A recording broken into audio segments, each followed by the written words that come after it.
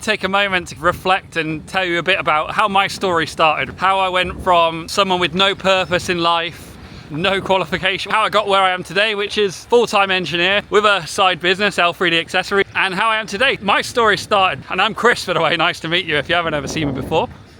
My story started when I was 18 and I'd finished school.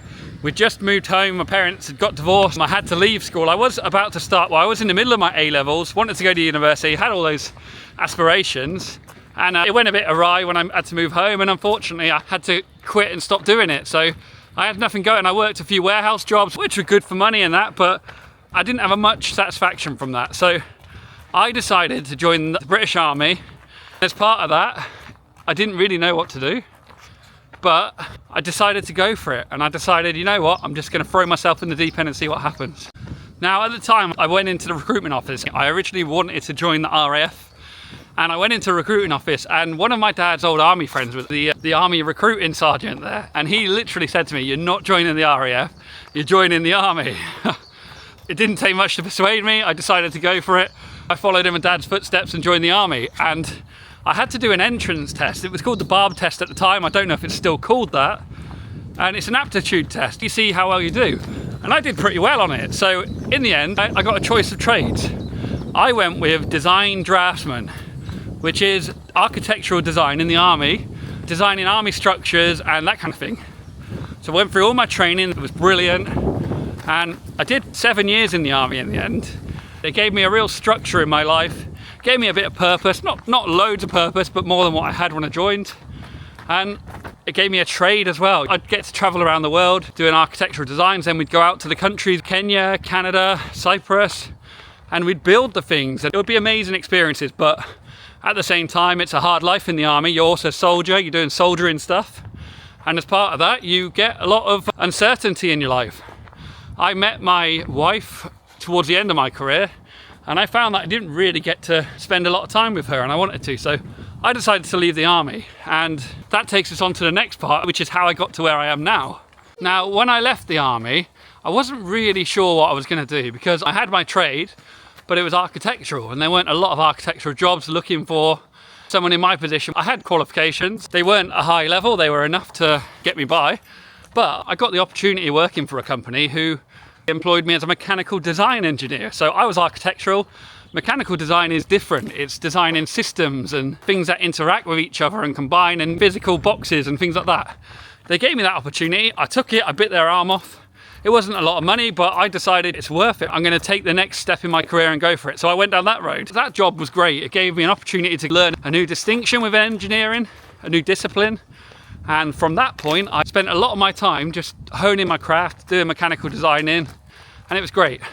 I did that, and then I actually stepped into another role where I had to travel away, doing a lot of on-site maintenance of the systems I'd actually designed. And that was great in itself, because I got to deal with a lot of people in international countries. I was a single point of contact out there. It was high pressure situations. It was hard as well at times, but it was also fun.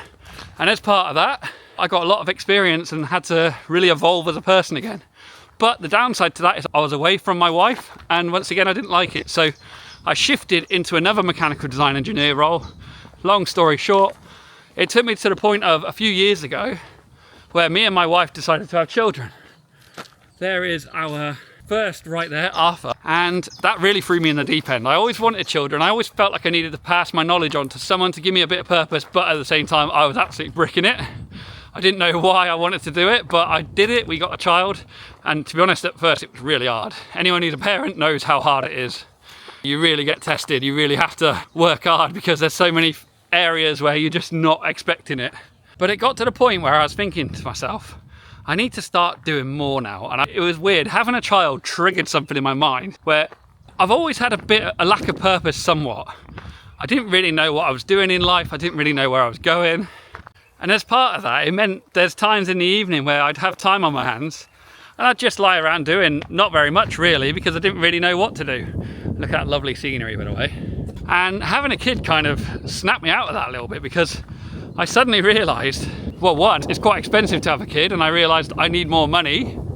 And two, I just thought to myself, I want to do something to make him proud. I want to really give him something where when he's older, he can see me doing it and think, wow, that's my dad. And I've always been into 3D printing. I had Ender-free 3D printers. I used to take them apart, used to upgrade them. Anyone who's had an Ender-free knows firsthand exactly what that's like. And I've always had it. And I decided, you know what? I'm going to do a bit of 3D printing and see what happens. I'm going to actually just make something and try and sell it and see if it works. That was the premise of L3D Accessories. I had a 3D printer, and it was when the Bamboo Lab printers came out. They changed everything because they made it so possible to make stuff quickly, without issues, without errors, and actually sell it.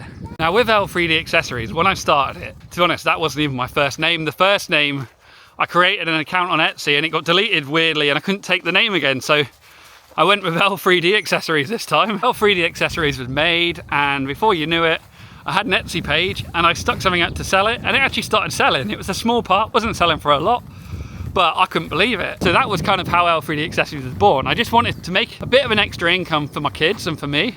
But to be honest with you, I just wanted a bit of purpose. I just wanted to do something that I enjoyed. And I was enjoying the fact that I was designing something, selling it, someone was buying it, and then they were using it in their workflow. And I absolutely love the idea of that. And I sold loads of those parts all around the world, and it's great. It's a real pleasure knowing that they're out there. So I had one 3D printer, it was the Bamboo Lab X1C. I now have 4 3D printers, and I had to scale up because I started selling more stuff, and I'll tell you exactly why.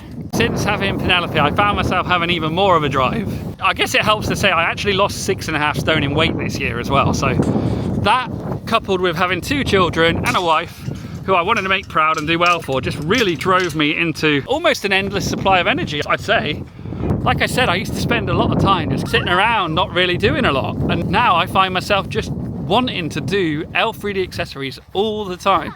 This is only an introduction to me. I've gone off on a tangent a bit. It's probably a lot longer than what I planned, but I just wanted to do these kind of transition videos, how I've gone from the start of not knowing where I wanted to be in life to where I am now. I'm not saying I'm successful and I've made it, because I've got a long way to go, but I'm on the right path. I know that, and it's weird how I know it, but I do know it. And I just wanted to start this video series off just so you guys can get a really interesting take on it and see where we're going. Stay tuned for more content like this coming out in the future.